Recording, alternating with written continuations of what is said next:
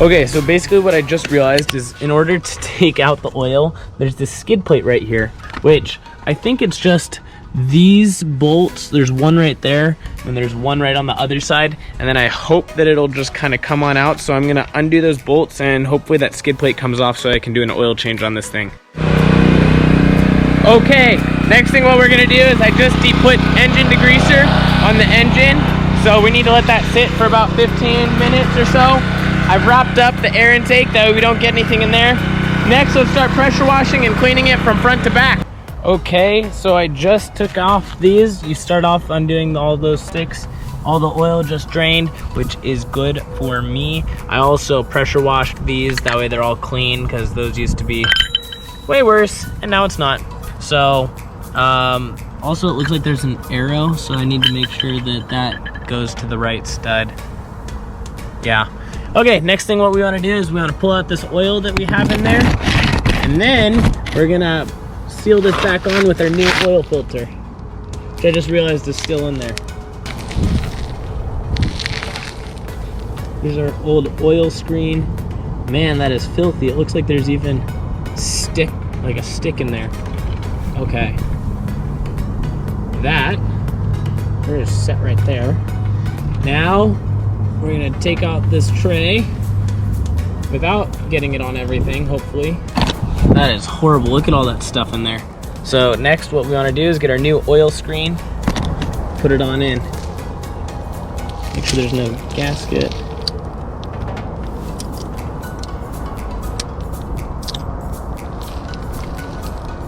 Now to clean that surface with a towel or something.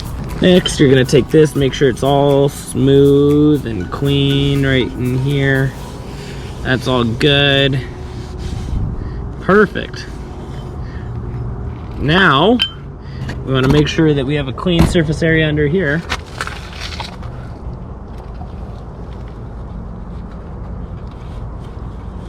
Have our nice new one.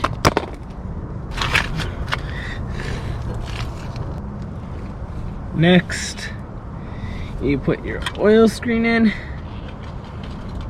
which I guess doesn't really matter which way it goes.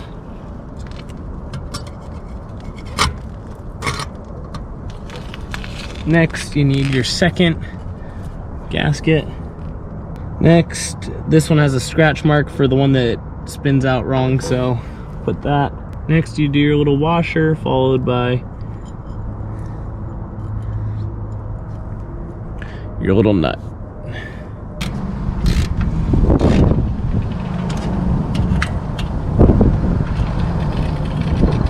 All should be hand snug. Now to add our 2.6 quarts into the engine.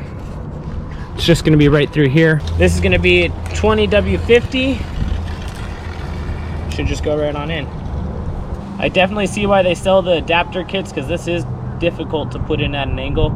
I can't even imagine if this was in still the car. It'd be so much harder to put in. It's 2.7, so I'm gonna put in about half, and then we're gonna check. Now we let it run for a little bit.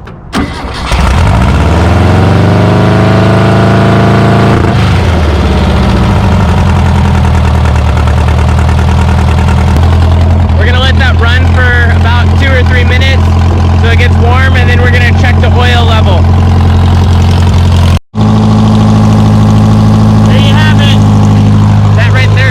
Between both the lines, which is perfect. So I'm gonna keep letting it warm up, and then I want to weld and fix where that bracket is right there, because it's coming undone. Okay, now that that is on, next thing for us to do is we need to lift up that panel and then put on the 2 nuts, which is pretty easy. I think it's a 15, so let's do that real quick. And there we go. Now the skid plate is up and off the ground, which looks great. We have no oil leakage, which is also great. Next thing what we're gonna have to do is I'm gonna drill out these little foam things, because we got these nice silver caps that are meant for that. So let's go ahead and do that real quick.